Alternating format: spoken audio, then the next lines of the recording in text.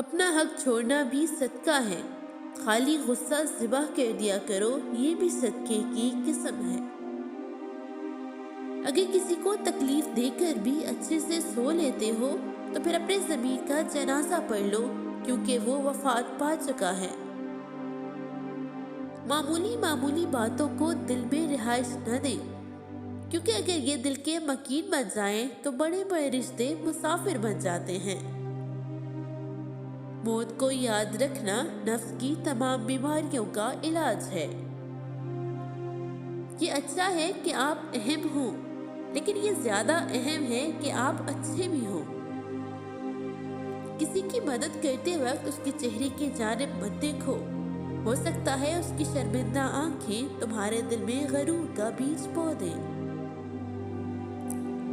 عقل تو سبھی میں ہوتی ہے، بس جھکتا وہی ہے جس میں فکر ہوتی ہے۔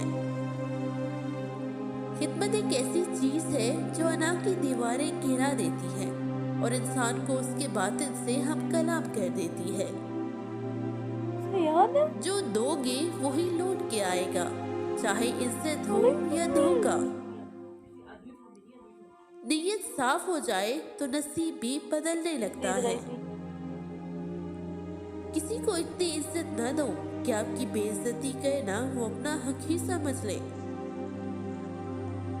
شیریں کلام میں نرم زبان انسان کے غصے کی آگ پر پانی کا سا اثر رکھتی ہے۔